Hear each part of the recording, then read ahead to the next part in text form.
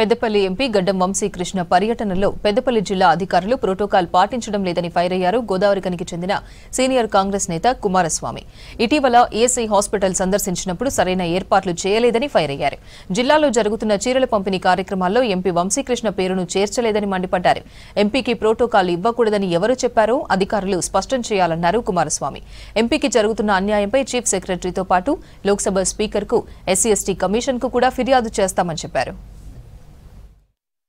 జిల్లా యంత్రాంగము ప్రోటోకాల్ విస్మరించి స్థానిక ఎంపీని అన్ని స్థాయిల్లో విస్మరిస్తూ మరి ప్రోటోకాల్ ఉల్లంఘనకు పాల్పడుతున్నటువంటి జిల్లా యంత్రాంగాన్ని, ఇక్కడ ఉన్నటువంటి పరిశ్రమల యాజమాన్యాలు సింగరేణి, ఎన్టీపీసీ అండ్ ఆర్ఎఫ్సిఎల్ ప్రభుత్వ ప్రజాప్రాతినిధ్య చట్టం కింద ఒక ప్రజాప్రతినిధికి ఏ విధమైనటువంటి గౌరవం ఇవ్వాలన్నటువంటి protocol system chief secretary frame చేసి మరి జిల్లా యంత్రాంగానికి యాజమాన్యాలకు పంపిస్తడం జరుగుతుంది.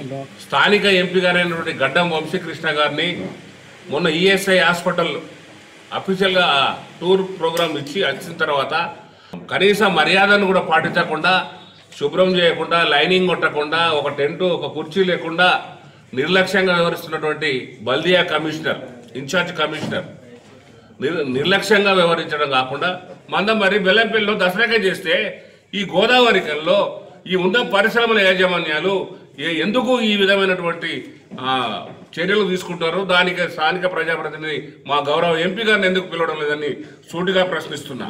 ముఖ్యంగా చీరల పంపిణీ కార్యక్రమం ఉంది ఈరోజు, దానిలో ఆయన పేరు తొలగించారు. ఇదే నిదర్శనం మీకు.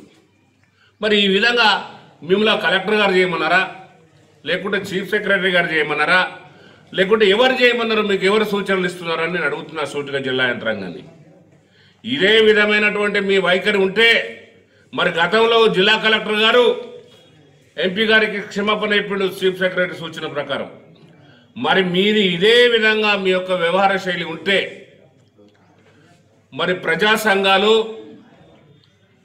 దళిత సంఘాలు పెద్ద ఎత్తున కలెక్టరేట్ ముట్టడించవలసిన అవసరం ఉంటుంది. ఇది లోకసభ స్పీకర్కు, అదేవిధంగా చీఫ్ సెక్రటరీకి మేము కంప్లైంట్ చేస్తున్నాం, మా పార్లమెంట్ సభ్యుడికి అవమానం జరుగుతుందని. మరి మీరు ఈ విధంగా వ్యవహారం చేసుకుంటూ మీ యొక్క దందాలను కప్పిపుచ్చుకోవడానికి, మీ అవినీతి కార్యక్రమాలను బయట పెడతాడనే ఉద్దేశం భయంతో గదగద వణుకుతూ ఎంపీ గారిని పిలుస్తలేరా? ఎందుకు మరి పిలవడానికి ఆంతర్యం ఏమిటని నేను ప్రశ్నిస్తున్నా సూటిగా. మరి సాక్షాత్ ముఖ్యమంత్రి సమక్షంలో పెద్దపల్లిలో ఎంపీ గారు తన ఆవేదనను వ్యక్తం చేశారు. మరి ముఖ్యమంత్రి గారు పట్టించుకోవడం లేదు. మంచిర్యాల జిల్లాకు డిప్యూటీ సీఎం వస్తాడు, ఐటీ మంత్రి వస్తాడు, సీతక్క వస్తుంది, ఎంపీని పిలువరు. కాంగ్రెస్ పార్టీలో ఉన్నాడా లేదా వంశీకృష్ణ గారు? మరి రాష్ట్ర కాంగ్రెసా లేకుంటే అధిష్టానమా తెలియాల్సిన అవసరం ఉంది ఇప్పుడు.